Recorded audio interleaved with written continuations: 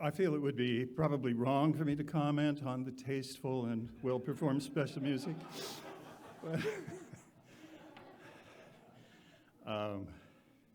We could have had a hymn in between. It wouldn't have made one bit of difference. I didn't plan it this way. That's the way the schedule is, and we do not change the schedule for anything. We do actually from time to time, but I thought it just might be kind of fun. It's as usual. I'm not the only person who looks at the schedule. You can tell because there are so many people not here today. This often happens when I speak. I used to take it personally, but then I realized that we can talk about those people, and we will in the social hall afterwards. It's wonderful to have so many visitors with us. The good-looking quotient of our congregation has gone up markedly with the absences and the new people. Much more pleasant to look at, and I appreciate it. They were very, very sure that the reason they came here was because they'd heard so much about the buoyant, wonderful, hospitable Cleveland congregation, and they just wanted to experience it. Coincidentally, there's an amusement park west of here called Cedar Point, which they will also be taking advantage of. But we're glad to have them here. Since I was doing special music and speaking today, I wanted to mention to you, I've been playing piano for a long time. I'm having trouble with one of my hands these days, but one of the fun things about doing special music is you can just sit around at home and play and figure out what you're going to do. And I've played piano long enough that one of the things I do when I'm looking at a piece of music is I try to see what it tells me about the person who wrote it. This piece, you may wonder why it's not called Danny Boy, because that's how people know it, but the words to Danny Boy hadn't been written when this song was collected in County Derry, Ireland, and was set to music by many people, including this man, Percy Grainger, who was born in Australia, a very interesting man. I don't even know whether to tell you to look up his life or not, because he was interesting in good ways and in other ways. I know now you're going to run out and look him up. He was born in Australia, educated in England and Europe, and spent most of his life in the United States. He was actually alive when I first played that piece as a child. He didn't die till 1961. A very colorful man. The thing he gave the world that came to annoy him very much was there's a song called Country Gardens that goes dum dum da dum dum dum da dum da dum. I mean, I'm sure you've heard the melody, and he did an arrangement of that was it basically paid for the rest of his life. He hated the song towards the end, and everywhere he went, people wanted to play it for him or ask him to do it as an encore. So I thought, in deference to Percy Grainger, I'd play something else that was a little closer to his heart. He was considered to be a good-looking man, if good-looking means incredible amounts of red hair. I look at pictures of him and think, but he was quite successful in his own way. And I looked just at the mechanics of the music, and I don't know if you could tell, but there's chords stacked on top of each other. There would be 6 notes that you had to play, but you had to bring up one note out of the 6, and it wasn't the top one. And Percy Grainger was a virtuoso on the piano, so he could do things like that. It's not so easy for the rest of us, but it tells you something about him as you go through and you read his notes, which are very unusual. They say things in not the usual musical commands. So I learned that he's an interesting person with a puckish sense of humor and a good taste when it comes to harmonies and things. And he put that melody to music before it became a popular song. He had some foresight in that direction. Well, in much the same way, many of the things God gives us that we take for granted as part of our culture, things that God has put in front of us, can tell us about God. And today, I want to talk about the 10 Commandments. And you think, oh, good, another talk about the 10 Commandments like I've never heard. And The good part is at least you know when it's over, because after the 10th one, he's done. But that's not what this is today. Just like you, I love the 10 Commandments that God has given us. I use them as a plan and a roadmap on my way through life. They help me. I think about them all the time. There is a hymn in the hymn book in front of you, which I wrote about how wonderful the law of God is. I mean it, and we sing it.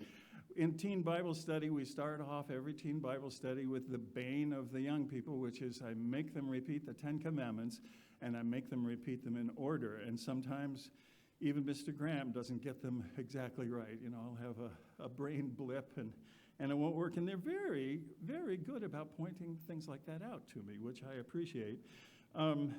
I'm very insistent that they do them in order just so that they have a framework to learn them, and that's the reason. Please do not tell the teens that when Jesus quotes the 10 Commandments in the New Testament 3 times, he's quoted as doing them out of order. He gets them, but he didn't do them in order. But I do not want the teens to know that. When I'm falling asleep at night, if I have trouble falling asleep, sometimes I recite to myself the 23rd Psalm, because in these times when we very much need God to take care of us, it's good to remind ourselves that we have a shepherd.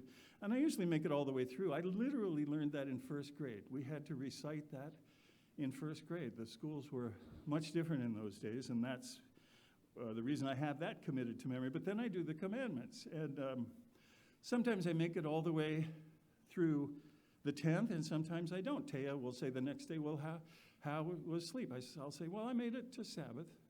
Or, I made it to coveting or adultery or whatever. That's how far I got before I fell asleep. And I don't do every word, I don't do all the things that the neighbor owns that I'm not supposed to covet. I just do covet and leave it at that.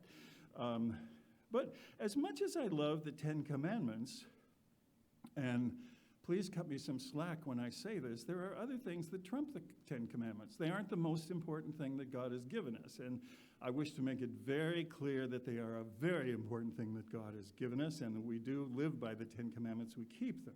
But what do I mean by that? That they aren't the single most important aspect of the law or God's plan that he's given us. They're trumped, among other things, by the 2 great commandments. You all know this, but if you'll turn to Matthew 22, and I was just open to Matthew 22 because that's where I had stuck this piece of paper, but I just flipped the pages thinking I had to, so it's going to take me a while to get there. Matthew 22, and starting in verse 36. Really? No, starting in verse 34. Hearing that Jesus had silenced the Sadducees, the Pharisees got together. One of them, an expert in the law, tested him with this question, "Teacher, which is the greatest commandment in the law?" Now, in the world tomorrow, I hope this man gets identified, because he billed himself as an expert in the law. And I want to know. It should be interesting. I will sympathize with him. I can see, we can fall into that same trap, but he'll be, oh yeah, that's the guy who talked to Jesus and said he was an expert in the law. But the question he asked him was, "Teacher, which is the greatest commandment of the law?" And you all know Jesus' answer. He replied, "Love the Lord your God with all your heart and with all your soul and with all your mind." From Deuteronomy. This is the first and greatest commandment, and he wasn't done. The second is like it. Love your neighbor as yourself. All the law and prophets hang on these 2 commandments. We could also argue, well, the 10 Commandments are a pathway to that. They are the pathway to our loving God and our treating our neighbor correctly. The 10 Commandments go into more details, but those 2 sum them up, and Jesus says that they're the greatest commandments. There's also a verse in Matthew 5:48. I'm sure you have it engraved on your heart. "Be you perfect, even as your Father in heaven is perfect."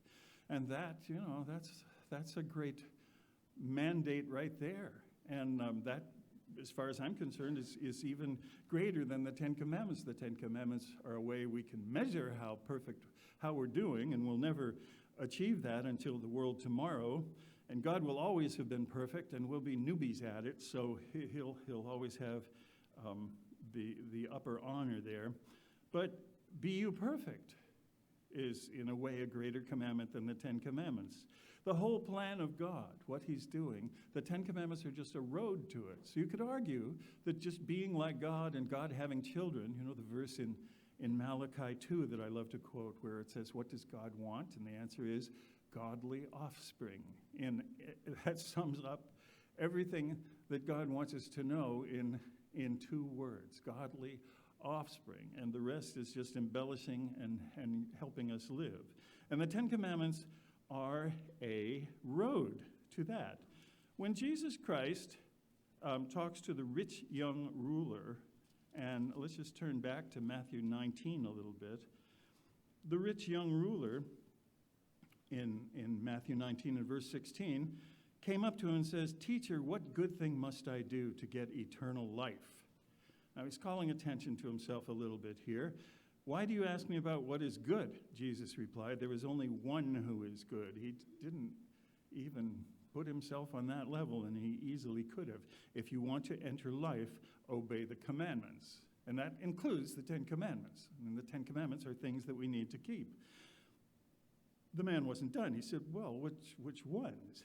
And Jesus replied, "Do not murder, do not commit adultery, do not steal, do not give false testimony, honor your father and mother," and notice what he throws in at the end, "and love your neighbor as yourself." So in his mind, they were all things that had to be done. The Ten Commandments were a codified thing given to people for us to understand and to keep, but at the same time, Jesus had them all lumped together in his mind. Very few people actually keep them. You know, we talk about our founding fathers founding our country on principles that are echoed in the Ten Commandments, and that you can make a case for that. That's true. But I'm not aware of a single one of the founding fathers who actually kept all 10 of the Ten Commandments. Did they keep the Sabbath day on the seventh day? And today, very few people, people approve of the Ten Commandments. It's a button you can push. People want the Ten Commandments in our courtrooms, and I'm all for that. People want the Ten Commandments posted in public places. I'm all for that. But do people keep them? Very few people. To the point where we identify people we have something in common with by people who do keep particularly the Fourth Commandment. Because, everybody believes that you shouldn't kill people. Most people believe that you shouldn't steal. Adultery, not so much anymore, other things. You could argue about the graven images. People do make idols of God. But that Fourth Commandment is a biggie to us, isn't it? When we keep it, and we meet someone who keeps the Ten Commandments, it's really something for us. I know there was a man, I came into the church in Montana many years ago, and I was working out I worked for the Forest Service in those days, and there was a man who drove a logging truck he wasn't actually a baptized member, but he did keep the Sabbath to make his wife happy, whatever it takes, right? And this man I would see in the forest, I would see his truck. I could identify his truck going past, and I was pretty identifiable in those days. I was 6'5", plus wearing 2-inch heels on logging boots, plus a hard hat. I was skinny as all get out. I know that's hard to contemplate, so don't even try. I don't want to break your mind. But he could identify me, and this truck would go by, and you'd hear honk, honk, honk, and I would wave, and people would say, "Who's that?" And I'd say, "Oh, just some guy I know." But he was a Sabbath keeper. He was somebody whom I identified with, and I tuned for a Seventh-day Adventist church in Westlake, and I've made it clear to the people I talk to there that I'm also a Sabbath keeper because it's something that we have in common. You feel like you definitely have a bond with them, and there's not that many people today. It's difficult to say with any accuracy when the Ten Commandments were handed to the nation of Israel through Moses from Mount Sinai. It seems like that it happened roughly around 1440 BC. That's a date that's often thrown out. But we can't prove that. Just as a general way of looking at the history of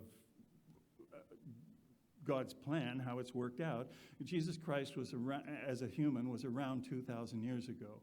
King David and Solomon were roughly 1,000 years before that. We think of Noah as being roughly 2,000 years before that, and sometime between the time of Noah and the time of David came all that other history in between, including the nation of Israel leaving Egypt and receiving the Ten Commandments from God on Mount Sinai. So it's only been around for, what would that be? A little more than half of what we think human history is, because we tend to think that God recreated the world 6,000 years ago. And that seems about right, especially when you add up the dates that we do have from the Bible. So the Ten Commandments, carved in rock by the finger of God, didn't exist for the first few thousand years. Now, I'm not saying that the commandments themselves didn't and the principles didn't. You know, when Adam and Eve were created, there wasn't actually writing at that point. The earliest examples we have of writing come hundreds of years after that, and again, it's a little vague. But God, of course, talked to Adam and Eve personally, and in the Sabbath day, as you know, was encoded into the week of creation. So they knew about the Sabbath. God told them many things and talked to them. When you think about it, there were certain things that it was impossible for Adam and Eve to sin by doing. Like, who could they steal from? Adultery? No, it's just that it wasn't possible. And probably many of the other things, like taking God's name in vain or honoring your father and mother. Father, mother, Adam, Eve, well, that of course would be God, but they couldn't sin. So God put it in terms, God put his way of life in terms that the most naive people on earth could understand, which is who he was dealing with at that point. Because they may have had the bodies of adults, but they had the minds and the experience of children at that point.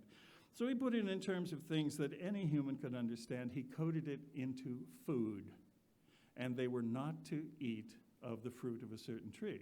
It wasn't a choice between two trees. It was one tree they were not to take the fruit of. And then there was a second tree that also figured into it. You know the story. But the principles were there, because by the time you see God talking, you read about God talking to Cain, God is using the phrase, "Be careful, Cain, because sin is crouching at the door." And if you have sin, it means that there's some principle, that breaking of which is the sin. It turns out that Cain was very good at breaking those principles. He not only killed, but he lied. And whether they were encoded in stone at the time, it was a serious crime at that point, and God did call it a sin. Noah was righteous. Mankind was wicked. There were many sins at that point, and God actually destroyed most of the world at that point and rebuilt it. Abraham is on record as having obeyed commandments and laws. We don't know exactly what commandments and laws he had, but the man spoke to God personally. So they line up with the Ten Commandments. You can trust us on that. And when he got in trouble for offering Sarah to a king that they were staying with, adultery was called a sin at that point. And the king was angry. He said, "Why would you make me sin against God?" And again, the idea of sin means that there's a law to be broken. As Mr. Rebar was talking about, when Joseph was tempted by the wife of Potiphar, he said, "No, I can't sin against God this way." So it was a concept. The Sabbath test itself, you remember that the most explicit test that was given was not to collect manna on the seventh day. But that was in Exodus 16, and the commandments, the Ten Commandments, the fourth commandment about remembering the Sabbath day to keep it holy doesn't show up till 4 chapters later in Exodus 20. So the principles were certainly there. But they had no scripture at that point. They were principles that were taught. Many of these people God spoke to directly, and so he would have taught them personally. And he seemed to expect this behavior when you read about the Tower of Babel and when you read about the world at the time of Noah. He expected it from the whole world. Sin was sin. And it wasn't just for a small nation descended from a father that he had chosen, Abraham. It seemed to be for the whole world. And it was summed up, I think, by Enoch's experience with God. It doesn't say Enoch kept the commandments. It says Enoch walked with God. Enoch knew what God was like. Enoch knew the way of life that was like God, and so Enoch did that. So rather than say, well, Enoch kept every one of the 10 commandments, it says Enoch walked with God. So the major principles were in place at that point. But let's go back even earlier, because God had experience with commandments and things even before Adam and Eve. Now we believe, and I don't want to get into this argument, but just for the premises of this talk, we believe that the world was created 6,000 years ago, and we really don't know what happened before then. But there's pretty solid evidence. I mean, talk about the 10 Commandments being written in stone. The evidence of life before Adam and Eve is also written in stone, and it's something that we have to accommodate somehow. When you go back earlier, God observed how people, not humans, he gave his spirit to Adam and Eve, and they were different at that point. He calls Adam the first man. So there was something very different about Adam and Eve. But before then, there were creatures that were very human-like. We call them hominids. There were actually hundreds of species of them. And the bones are there. Some of the bones are lying in the Cleveland Museum of Natural History. You can go look at them. They exist. And these creatures, whatever they were, they didn't have the kind of civilization that man had after the recreation with Adam and Eve and everything that happened after that. But they did work together. They did bury their dead. They did take care of their young. And it's interesting, the things that we can tell from the remains of these people. We can tell that there were murders. There actually is a skull from it's a long time ago, 430,000 years ago, that clearly has axe marks breaking it in two. And there are others documented, things that you can find. You can see the pictures on the internet. You can look them up, where people were violent to other people. So God observed this. That's how people worked. Funny enough, there are ways, and it's very clever, the way that scientists and anthropologists have figured this out, but there seems to be a progression among the hominids, the man-like creatures, where they start out as polygamous, not monogamous at all. I want to make sure I pronounce that correctly. But over the years, it seemed like monogamy, having the same mate for your life, or at least for a long time, became a good thing. And they can tell this from bone growth and from hormone levels. The studies are fascinating. But it sounds like monogamy just naturally became a good way for humans to raise their children. And that was the most important thing, it seems like, was that it helped the species go on, because monogamy led to more stable situations for the young things to grow. And God would have seen all this. God was involved in it, whether he was on the earth or not. Maybe there were angels, maybe there were spirit beings seeing it, but it's recorded. God saw it. And he saw for hundreds of thousands of years how human animals interacted and what was important and what their drives were and what their wants were and what their needs were. And this was even before the time of Adam and Eve. But let's go back further than that. Let's turn to Proverbs 6.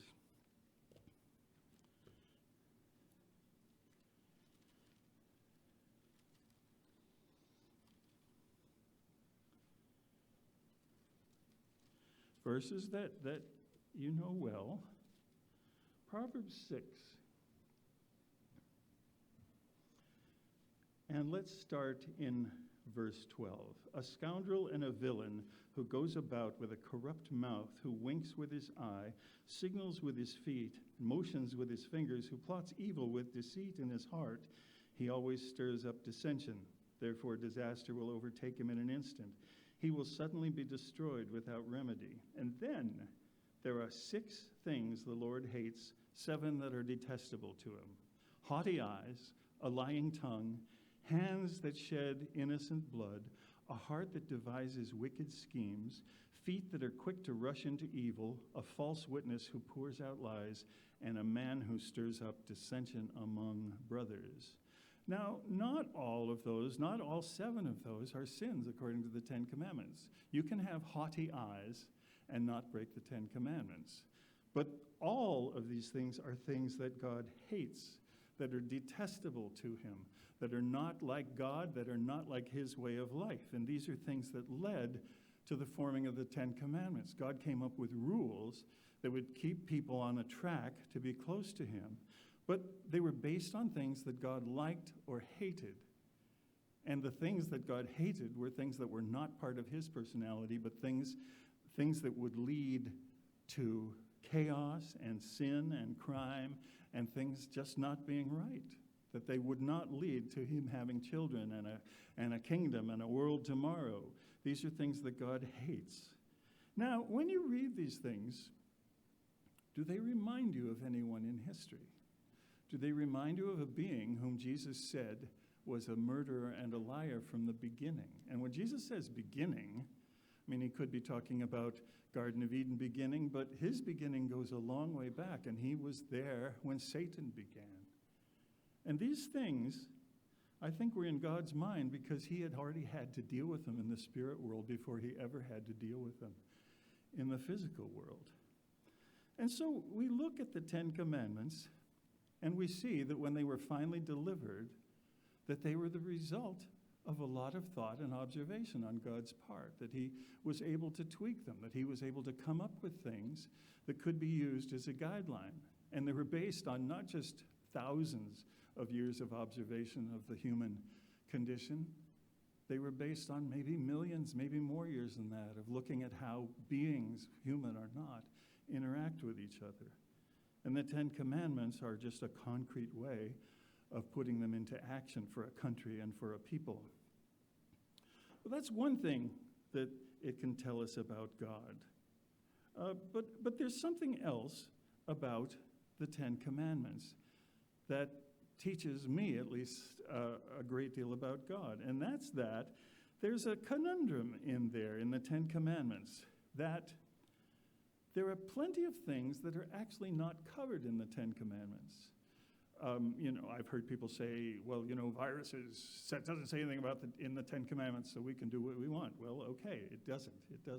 It doesn't specifically say anything about, say, same-sex marriage. I mean, it says, do not commit adultery, and we extrapolate that, particularly from other very clear things that God has said, and we say, well, same-sex marriage is wrong. But if you're just going by the 10 Commandments, you can tweak them. You can say, well, okay, I'm not going to bear witness against my neighbor, but I can just lie on a daily basis because it doesn't say I can't. And there's a list of things that I can covet from my neighbor, but what if the thing's not on the list? It certainly doesn't cover, his Ferrari. That's not mentioned in the 10 Commandments. So fire away. Let's covet his Ferrari. Let's covet his TV set. Let's cover his fine, the things that he owns. And people tend to find loopholes. People tend to be difficult. The world tends towards sin. And the 10 Commandments are to bring people back from that. Even nice people tend towards sin. Even you tend towards sin. And you always have to be on guard and pulling yourself back to God's way. There's a comic strip that Taya and I like very much. I probably would have hated it 50 years ago, but part of the charm of it is that it's about people who are 50 years older than I was 50 years ago. And it's called Pickles. I don't know if you've ever read it in the paper, but it's about an older couple named Opal and Earl. And Taya and I think that the cartoonist lives in our third bedroom because the things that he writes about seem to not be about Earl and Opal so much as two other four-letter names, Mark and Taya. It makes us laugh, but it's not entirely funny.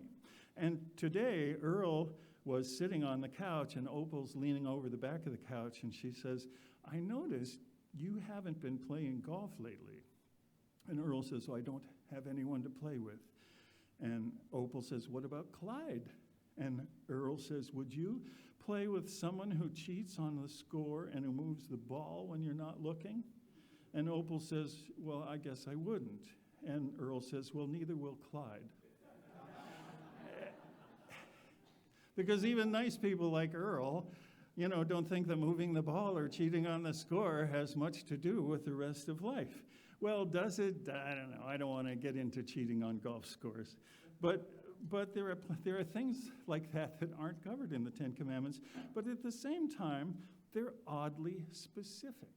I mean, it says, don't bear false witness against your neighbor. It says, don't commit adultery. And people say, well, what does that mean? Does it not committing adultery mean it's fine to have sex before marriage? When you're not committing adultery because you're not cheating on a spouse at that point. Or when it says that you should honor your father and mother, well, do you have to honor your grandfather? What about fathers and mothers honoring children? I mean, it's very specific. It talks about your life being long because you've done that. It talks about graven images, that we don't make graven images of God. But it doesn't, we don't make idols, and yet that we find ways in our hearts to break that commandment. They're a little more involved in that, but specifically, we're not breaking the commandment. What if you have wrong thoughts, but you don't act out on them? Are they wrong? Well, Jesus actually says those things do matter. He says if you think about them in your heart, then you actually have broken the commandments. So it's, we even cover that. But as I said, the 10 Commandments are oddly specific. You can break them, I was a very legalistic 11-year-old. When my mother would give me a direct command, I would fulfill it to the letter of the law, but sometimes I found ways to get around it, like, well, you didn't say that it had to be today, or something like that, And people do that with God. Well, perhaps God did this. Perhaps God put things in there that seem to be loopholes. He says, have no gods before me. That's a very confusing commandment, because an easier commandment would be, have no other gods, just me. But he doesn't say that. He says, have no other gods before me. So you start thinking, well, I wonder how many gods there are. And what's he talking about? Is this spirit beings that seem to be gods that people worship? Or is it things that in my own heart I make gods? Well, maybe that's the point. Maybe the point of having these be so oddly specific and yet not covering everything is so that they can lead God's people into deciding how much of it they're going to keep. So he can use the 10 Commandments not just as rules for people to obey, but to tell him who the people are who are after God's own heart. Now, when you say the word a man after God's own heart, who in the Bible does that conjure up? That's David. Incidentally, God never says David was a man after his own heart. Samuel says that to Saul, he says, well, God is going to find a man after his own heart. And in the New Testament, Paul refers to David as a man after God's own heart. But when you think of David, there's many things you could think of, but one of the things we think of is the many songs that he wrote and how devoted he was. Psalm 119 is 176 verses long, all about how David loves God's law. And, it goes in various directions and tells some little stories. But at the same time, it's 176 verses. It's the longest chapter in the entire Bible. We associate David with keeping God's law. And maybe that's a point. The commandments help us be like God, but they also show God whether we're people after his own heart. So we read a commandment like, you shall not commit adultery. And we say, that's important. It shows that God really treasures the family unit, that he wants men and women to marry and to be faithful to each other, and when they raise children, to honor their father and mother, that this is the unit that God has chosen for him to grow his own family, that it's a very important thing. And we read many other details into it. Some of these details, by the way, of course, are provided in other places in the Bible.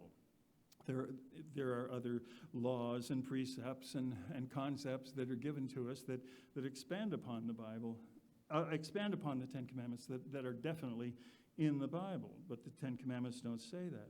And so we look at a commandment like, You shall make no graven images of me. Now, what's the problem with graven images? Has anybody here ever made a graven image of God? Well, maybe you drew a picture of Jesus in Sunday school years ago or something, so I guess you could have. But I'm pretty sure that none of you have statues of Jesus in your house. If you do, let's talk afterwards. After we're done talking about the people who aren't here, let's talk about the statues in your house, because you shouldn't have them. But you know that, and you don't have the statues. We don't have pictures of Jesus. We don't make idols out of the cross in our own house. But there's more to it than that, isn't there? We start thinking about God, and he gave us this commandment. And what does he mean by that? And we think to ourselves, well, God is God. He's what he is. He's magnificent. We can't take in how great God is, and we can't understand everything about God. But every day, God helps us learn more about him, and by the time our life is through, we've accumulated enough that we have a decent understanding of God, that we're living his way of life to the best of our abilities. And so we don't make a graven image of him. We don't have definite ideas in our heart about what God has to be like. Have you ever seen that? That's a pitfall that people can fall in. They get the idea that God does this. God does it a certain way. And they're not always right. And yet, they expect God to adhere to that. And it's something that I've prayed about in my own life. You probably do. Show me the way that you really are. And let me not put constraints upon you. Be the way that you are, and let me figure out what that is, and let me be like that. And if I put my own preconceptions on God, well, in a way, that's making a graven image. Well, that's not the point I'm trying to say. What I'm trying to tell you is that these are the things that we think about. We try to magnify the law as Jesus Christ did. We try to make it more specific to our lives. We take the principles that God gave us, and we apply them to all the details of our life, and we have to make decisions and think about it. And in the process, God finds out who the people are who are after his own heart, because they're the people who, like David, are pursuing this. Well, these are just a couple of the things that the Ten Commandments teach us about God. There are many more. As you think about them, you realize how much family means to him, and how much good behavior means to him. Coveting, what a weird commandment. I mean, it talks about something that goes on in your head. You could be coveting right now, and I wouldn't know it. And I bet somebody is. Well, it could be me, But the thing is, it's not something we can tell. Usually you can tell if a person's killing someone, but you can't tell if a person is coveting. And yet, it's a tenth of the Ten Commandments. Why? Well, you think of the Garden of Eden story, and would that have happened? Would that have happened without coveting? And suddenly coveting becomes prominent. Suddenly coveting becomes important. We understand why God cares about coveting, because Satan made this fruit so attractive that God's people, the only two people on earth at that point, coveted it and took of it. And in a way, everything that's happened ever since is because people coveted. And you can go back farther and you could think, well, there was a powerful spirit being who coveted things. And that's why it's on God's mind. So we look at the Ten Commandments and we think, that's why those things are on God's mind. We look at them and we expand them and we try to make them apply to everything, to becoming the way God is. The commandments themselves help us to be like God, but clearly there are other things you can learn from them as well, just by the fact that they exist. In these terrible times, and my life is okay at this time, but I've never, ever lived during such weird times. And there are many people, I can say that, but I'm retired. I sit there in my house and watch the Social Security arrive. Other people actually have to work for a living, and they work hard, and they work in treacherous conditions. Some, we call them people on the front lines, and that's the way it is right now.